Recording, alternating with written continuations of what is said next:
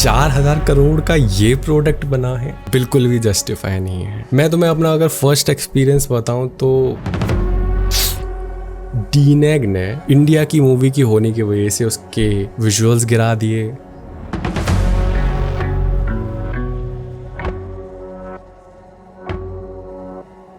तो रामायण का हमें फर्स्ट लुक देखने को मिल गया है और काफी लोगों को इससे काफी दिक्कत हो रही है कि 4,000 करोड़ का ये प्रोडक्ट बना है, बिल्कुल भी जस्टिफाई नहीं है। जो कि मैं समझ सकता हूँ क्योंकि जो लोग हैं उसको ऊपर से देख रहे हैं और अभी यार ये ग्लिम्स है, इतनी जल्दी जज नहीं करना चाहिए। मैं तुम्हें अपना अगर फर्स्ट एक्सपीरियंस बताऊं तो देखो मुझे तो पीक लगा। रुक जाओ, मैं सिर्फ इसके विजुअल्स नहीं देख रहा था। जब ये आया था स्क्रीन पे तो मैंने हेडफोन लगाए थे और मैंने इसको प्रॉपर फील किया था। जो मतलब जिस बंदे ने भी इसको ग्लिम्स को बनाया है, जो हमें लॉर्ड राम की प्रेजेंस फील कराना चाहता है, वो परफेक्टली प्रेजेंस फील कराई है और मुझे एज अ होल ये बहुत अच्छा लगा था। लेकिन बीइंग अ वीएफएक्स आर्टिस्ट मुझे इसमें दिक्कतें भी देखने को मिली हैं जो कि बहुत ज़्यादा जस्टिफाई हैं क्योंकि ये सिर्फ एक ग्लिम्स है। मैं आगे बात करेंगे उसके ऊपर क्यों। लेकिन ऑनलाइन इसका इतना हिट देख के काफ़ी लोगों ने ये भी चीज़ बोली है कि जो सेम कंपनी डीनेक है वो अगर ड्यून का क्रेजी वीएफएक्स कर सकती है तो इसमें क्यों इतना कम है। देखो पहली चीज़, ड्यून एक टोटली डिफरेंट जॉनरा फिल्म है। उसमें जो उसका विजुअल आर्ट स्टाइल है वो एक बहुत ही मिनिमलिस्टिक है। ये रामायण एक फैंटेसी जॉनरा है। सो इन दोनों को रिलेट करना बिल्कुल भी सेंस नहीं बनाएगा। मैं इसको ना और भी बेटर टीवी शो से कंपेयर करूंगा जिसका काफ़ी ज़्यादा बजट था और उसके जो वीएफएक्स हैं वो भी डीनेग ने करें, वो परफेक्ट होगा अगर हम उससे कंपेयर करें, जो कि है लॉर्ड ऑफ द रिंग्स, जो लेटेस्ट टीवी शो आया है, जो अभी रिसेंट वाला है, उससे कंपेयर करने की कोशिश करेंगे क्योंकि टेक्नोलॉजी सेम है और सेम ही कंपनी है। तो उससे पता चल जाएगा कि क्या एक्चुअल में डीनेग ने इंडिया की मूवी की होने की वजह से उसके विजुअल्स गिरा दिए या फिर वो इंडिया की टीम थी इसलिए विजुअल गिर गए। वो सब पे डिस्कस कर लेंगे अपन, शॉर्ट बाय शॉर्ट करेंगे। अब जो लोग मुझे पहली बार देख रहे हैं तो मैं बता दूं, मेरा नाम कुंवर है और मैं एक वीएफएक्स आर्टिस्ट हूँ। मतलब मुझे थोड़ी बहुत वीएफएक्स की नॉलेज है। मैं ये चीज 10 साल से कर रहा हूँ और इंडिया की जितनी भी वीएफएक्स आइकॉनिक मूवी आई हैं उन सब का मैंने वीएफएक्स ब्रेकडाउन किया हुआ है। वो बहुत ही ज्यादा वायरल किया हुआ है। तो आई एम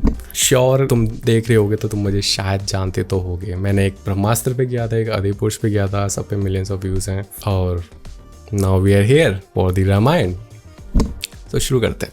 वीडियो शुरू करने से पहले मैं बता दूं, for this video I have partner with BenQ for the most accurate experience and break down for this trailer, क्योंकि उन्होंने मेरे को भेजा है BenQ की तरफ से creative pro PD32 26G 4K 32 inch 144 hertz most colour accurate monitor, जो कि परफेक्ट है इस वीडियो के लिए क्योंकि मैं बारीकी से देखूंगा कि इसमें क्या क्या दिक्कतें हैं और ये मॉनिटर डेफिनेटली वो चीज़ प्रोवाइड कर सकता है। तो शुरू करने से पहले मैं इनका जो डिस्प्ले पायलट 2 सॉफ्टवेयर उसे ऑन कर देता हूँ ताकि मेरे को मैक्सिमम कलर एक्यूरेसी मिले। तुम चाहो तो इस वायरलेस हॉटकी पग से भी मॉनिटर की सेटिंग चेंज कर सकते हो। तो चलते हैं अपने पहले शॉट पे। अब पूरी ग्लिम्स की जो ओपनिंग होती है शॉर्ट से होती है, जिसमें ना सब ने एक चीज नोटिस करी थी कि इसमें जिटरीनेस है, एनिमेशन इसमें स्मूथ फील नहीं होती। तो पहले बता दूं एनिमेशन स्मूथ ही है। इट जस्ट इस ग्लिम्स को बनाने के चक्कर में जब अपन ये ग्लिम्स एडिट कर रहे होंगे तो जस्ट बिकॉज वो साउंड ट्रैक के साथ मैच हो जाए तो उस प्रॉपर एनिमेशन सीक्वेंस को स्लो करने की कोशिश की गई होगी। वो पहले से 24 फ्रेम का होगा, उसे 12 कर दिया होगा, कुछ भी किया होगा, तो उस वजह से ही जिटरनेस देखने को मिले। ये सिर्फ एडिट पे गड़बड़ हुई है। Animation I am pretty sure animation भाई डीनेक बना रहा है, एनिमेशन डेफिनेटली इसकी स्मूथ होगी, एनिमेशन में कोई दिक्कत नहीं है। डीनेक है वो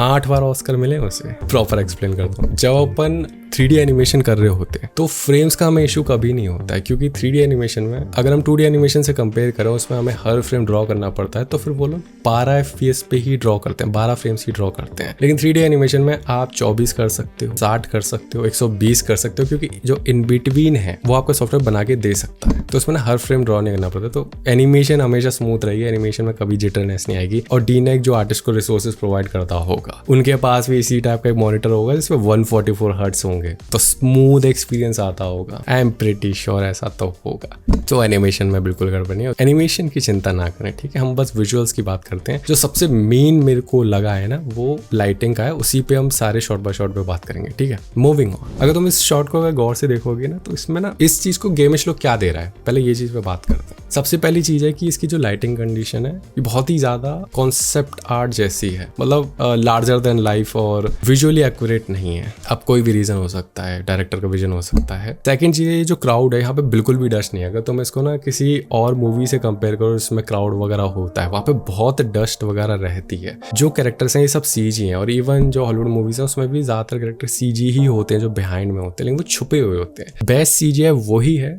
जो पता ना चले कि सीजीआई है, जिसको आप छुपा सको। इस केस में उसे छुपाने के लिए अगर आपको इसमें डस्ट वगैरह बढ़ा दोगे तो काफी ज्यादा डिसेंट लगेगा। सेकंड चीज है कि वो इतनी ज्यादा शार्प नहीं दिखने चाहिए, मोशन ब्लर हो या कुछ भी हो इतने शार्प नहीं दिखने चाहिए, क्योंकि गेम्स में कैरेक्टर्स वगैरह शार्प दिखते हैं। इसकी ये दूसरी पॉइंट थी, इसमें शार्पनेस बहुत ज्यादा है। आप किसी भी रियल फुटेज को शार्पनेस सुपर हाई कर दोगे ना तो वो भी आपको फेक लगने लग जाएगी, इसमें शार्पनेस की वजह से हो रहा है। एक और भी चीज है कि ये जो फायर है ये बहुत ही लो रेस है। मैं सेम ही कंपनी का एक डिफरेंट शॉट दिखाता हूँ, इसमें फायर वो कैसे बनाते हैं, तो ये समझ में आ रहा है कि अभी इस पर काम बचा है। अगर यहाँ पे स्मोक लगा दो, उस फायर को हटा दो। वैसे मेरे केस में तो एक कंपोजिशन की तरह अगर मैं देखूँ, मैं इस फायर को ऐड नहीं करता, क्योंकि मुझे एक मोनोक्रोम कलर कॉम्बिनेशन ज्यादा पसंद है। तो इसमें ब्लूइश, व्हाइटिश और ग्रेइश ही डिसेंट लगेगा, रेड उसमें अच्छा नहीं लग रहा, तो मैं उसको हटा देता हूँ। इसको मैंने फिर जेमिनी पे डाल के देखा और अपने इनपुट दिए कि मुझे क्या क्या चाहिए, तो ये कुछ ऐसा लग रहा है। अब ये तो मैं देख के लगेगा कि हाँ इसमें कुछ हॉलीवुड लुक तो आ रहा है। तो अगेन ये वाला शॉट इनकम्प्लीट है। आई एम प्रीटी श्योर ये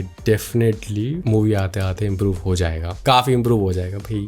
come on, same he company ने इस टाइप की मूवीज में काम कर रखा है। मूविंग ऑन, और मेरे इस डिस्प्ले में तो मुझे और भी ज्यादा शार्प लग रहा है, क्योंकि 4K मॉनिटर है और बिल्कुल ही क्रेजी कलर्स हैं, तो मैं ना एक एक कलर देख सकता हूँ, मेरे को कोई वॉश आउट लुक नहीं दिख रहा है। तो मैं बता सकता हूँ कि ये जो वर्क है अभी इनकम्प्लीट है। थैंक्स टू दिस मॉनिटर मैं इतनी सारी डिटेल्स पकड़ पा रहा हूँ, क्योंकि इसके अंदर AQ technology with 95% P3, 100% RGB colour accuracy. तो सच्ची बताऊं तो मेरे को सब चीज बिल्कुल प्रॉपर डिटेल में दिख रही है। तो अगले शॉट पे मूव करते हैं। अब ये जो स्पेसिफिक शॉट है, देखो इसमें मैं बिल्कुल भी ब्लेम नहीं करूंगा VFX को, क्योंकि आर्ट स्टाइल है, ये डायरेक्टर का विजन है। वो ये एक मनी शॉट है जिसमें गोल है ही नहीं कि हमें कुछ रियलिज्म दिखाना है, इसमें गोल है उस पर्टिकुलर कैरेक्टर का ऑरा चाहिए। यहाँ पे लॉर्ड राम का हमें वो एक सुपर हीरोइक शॉट चाहिए जो इसमें दिखता है, पूरा आर्टिस्टिक है भाई, इसमें कोई रियलिज्म नहीं है और इसको रियलिज्म नहीं करना चाहिए, बिकॉज इसका गोल ही अलग है, एक सिंबल शॉट है। तो इसमें मैं बिल्कुल भी जज नहीं करूंगा, आर्टिस्टिक विजन है, इसमें रियल और फेक नहीं डालना चाहिए, बिकॉज ये एक सिंबॉलिक शॉट है। मूविंग ऑन, अब मेरे को ना एक जो सबसे ज्यादा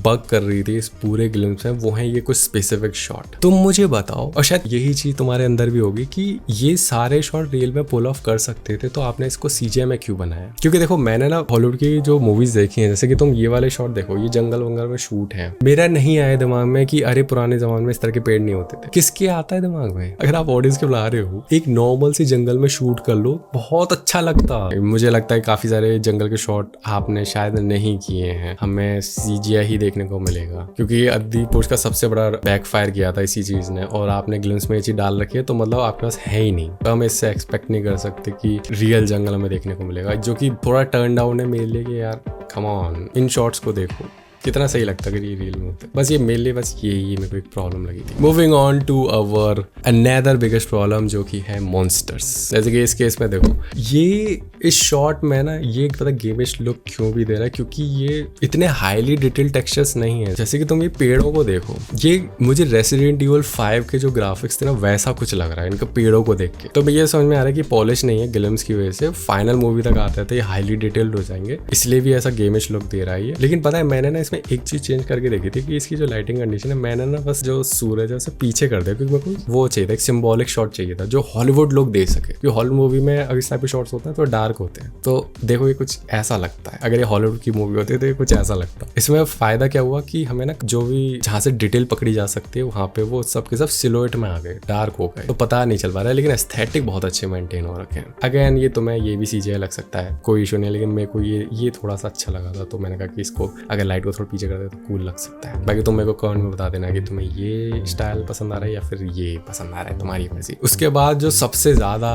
खराब शॉट है, जो नहीं होना चाहिए था, बाकायदा इसमें नहीं होना चाहिए था वो था ये वाला। भाई मैंने इसको फिक्स करने की काफी कोशिश करी, मैंने सारी लाइटिंग कंडीशन चेंज करने की कोशिश करी, तो मेरे को ना पता है एक चीज समझ में आ रही थी कि पता है दिक्कत कहाँ पे आ रही है। इनने जो भी कैमरा एंगल ले रखी है ना, जो भी फ्रेम है वो बिल्कुल ही बिजार फ्रेम है, अल्ट्रा वाइड शॉट, उन्हें सब चीज दिख रही है। मैंने एक और चीज नोटिस की, जो भी मैंने हॉलीवुड मूवीज में जो जायंट्स देखे ना, उन्हें जब भी शोकेस किया जाता है तो हमेशा ना काट काट के दिखाया जाता है। देखो फिल्म मेकिंग क्या होती है, फिल्म मेकिंग होती है बेसिकली कि आपने अपनी कहानी जो बता रहे हो ऑडियंस को वो इमर्सिव फील होनी चाहिए, तो उसी हिसाब से हम कैमरा एंगल्स वगैरह लगाते हैं ताकि लोगों को लगे कि आप उसी जगह पे ये चीज एक्सपीरियंस कर रहे हो। लेकिन मैंने इस पूरी फिल्म से जितने भी शॉट्स है ना सब ऐसे नहीं है, वो बिल्कुल ऐसे दिखाए हैं जैसे कि आर्ट वर्क होता है, जैसे कॉन्सेप्ट आर्ट वगैरह होते हैं। अल्ट्रा वाइड शॉट, इसमें सारी चीजें दिख रही हैं। जैसे कि तुम इस तारका वाले शॉट में देखो, ये स्पेसिफिक शॉट देखो, मैंने इसको खूब कोशिश करी कि इसमें डिटेल ऐड कर दूं, इसमें लाइटिंग चेंज कर दूं, लेकिन अच्छा नहीं लग रहा था बिकॉज ये फ्रेम ही बहुत ज्यादा गलत है। अब तुम हल्क मूवी का वाला सीन देखो, उसमें तुम देखना फ्रेम को कितना ज्यादा काटा गया है, क्योंकि वो एक रियल पर्सन आपको ना ऐसा दिखाया गया। फिल्म मेकिंग का तरीका ऐसा है कि आप वहां पे खड़े हुए हो, आपको जितना दिख रहा है उतना दिखाया गया। इस केस में अल्ट्रा वाइड कर दिया तो हमें सब कुछ दिख रहा है। जैसे फॉर एग्जांपल मान लो कि इन मूवी शॉट्स को देखो, जायंट्स की जब एंट्री हो रही है हमें पहले पैर ही पैर दिख रहे हैं, हमें पता है कि समथिंग इज सो बिग कि हमारे विजन में आ भी नहीं रहा है, हमें मुंडी ऊपर करनी पड़ रही है। जो फ्रेम्स हैं वो ऑलमोस्ट लाइक 50 mm या फिर 85 mm की है,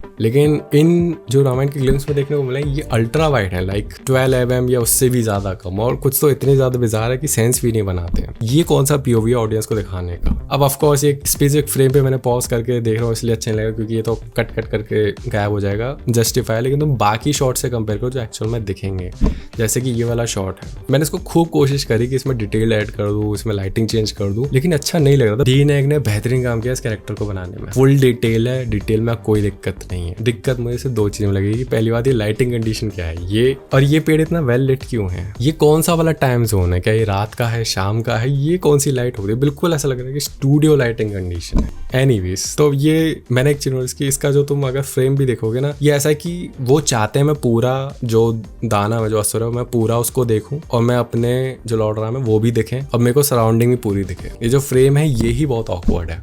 तुम तीनों के तीनों जिसमें भी तुम्हें जायंट्स दिखाएगा उनके फ्रेम्स चेक करो, अल्ट्रा वाइड पूरे के पूरे बॉडी दिख रही है, पूरे पूरे हमारे लॉर्ड राम दिख रहे हैं, या फिर जो भी एक स्पेसिफिक प्रोटैगनिस्ट है वो दिख रहा है। ये एक कॉन्सेप्ट आर्ट वाला फील आता है, इसलिए ये थोड़ा गेमिश लुक लगता है, क्योंकि उसमें आपको सब चीज दिख रही है। सिनेमैटिक वो होता है जिसमें आप ऑडियंस को ही उसके अंदर ले आते हो, तो उसके पीओवी से चीजों को दिखाते हो। तो ये चीज मुझे थोड़ी सी ऑफ लगी थी, एंड आई रियली होप ये फिल्म में ऐसी दिक्कत ना हो। ये बस ग्लिम्स में हमें शॉर्ट के बेसिस पे लग रहा है, ऐसा फिल्म के अंदर नहीं होना चाहिए, क्योंकि वो अच्छा नहीं लगेगा। क्योंकि आप सीजीआई में कितना भी फिक्स कर दो, आपकी फ्रेमिंग अगर ऑफ है तो वो एक गेम ही लुक लगेगा, क्योंकि गेम का गोल ही यही होता है। लेकिन एक जो फिल्म मेकिंग होती है, जो एक सिनेमा होता है, जो फ्रेमिंग होती है, वो इसमें अगर मिसिंग हुई तो बहुत गड़बड़ हो जाएगी। फाइनल तक आते तो बहुत ही बेहतरीन देखने को मिलेगा इसमें जो भी है, और ये मैं तुम्हें ना इस बात की गारंटी दे सकता हूँ, out of any criticism I have given to this glimpse, मैं इसका 100% श्योर हूँ ये जब सिनेमा में चलेगी ये एक एपिक फीलिंग देगी, ये मैं sure. Because being a content creator मेरे लिए ये चीज बहुत ज्यादा इंपॉर्टेंट होती है कि ऑडियंस को सिर्फ विजुअली ही नहीं, जो साउंड है वो भी उस विजुअल के साथ बहुत अच्छे से बॉन्ड करनी चाहिए, तभी उन्हें ना ऑडियंस को एक बहुत एपिक फील आता है। इसमें हांस जिमर का साउंड ट्रैक है और AR रहमान का प्रॉपर कोलैबोरेशन है। इस ग्लिम्स को अगर तुम देखो